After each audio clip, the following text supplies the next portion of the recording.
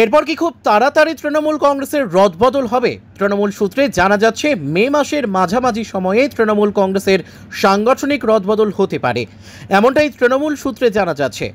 এতদিন রদবদল হয়নি, তার কারণ মমতা বন্দ্যোপাধ্যায় দীঘায় জগন্নাথ মন্দির উদ্বোধন নিয়ে ব্যস্ত ছিল। এবার সংগঠনে নজর তৃণমূল নেত্রীর। যে খবর সূত্র মারফত পাওয়া যাচ্ছে, মে মাসের মাঝামাঝি সময়ে তৃণমূল কংগ্রেসের রদবদল হতে পারে। জেলা, ব্লক এবং অঞ্চল স্তরে রদবদল হতে পারে, এমনটাই তৃণমূল সূত্রে খবর।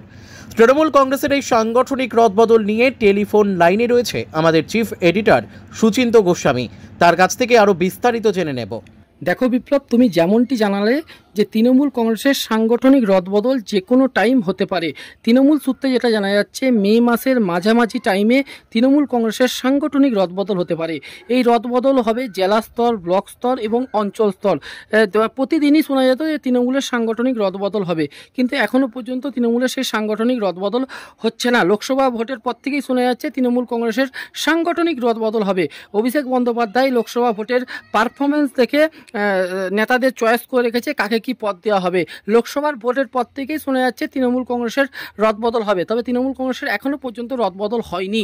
তবে তৃণমূল সূত্রে যেটা জানা যাচ্ছে যে মে মাসের মাঝামাঝি টাইমে, যে কোনো টাইমে কিন্তু তৃণমূল কংগ্রেসের রদবদল হতে পারে। তৃণমূল সূত্রে এটা জানা যাচ্ছে রাজ্যের মুখ্যমন্ত্রী মমতা বন্দ্যোপাধ্যায় এতদিন দীঘাতে জগন্নাথ মন্দির উদ্বোধন নিয়ে ব্যস্ত ছিল, সেই জন্যই রদবদল হয়নি। এরপর জগন্নাথ মন্দির উদ্বোধন হয়ে গেছে, মে মাসের মাঝামাঝি টাইমে যে কোনো দিন কিন্তু তৃণমূল কংগ্রেসের রদবদল হতে পারে। তৃণমূল সূত্রে এমনটাই খবর পাওয়া যাচ্ছে। তবে তৃণমূল কংগ্রেসের রদবদল এখন শুধু সময়ের অপেক্ষা।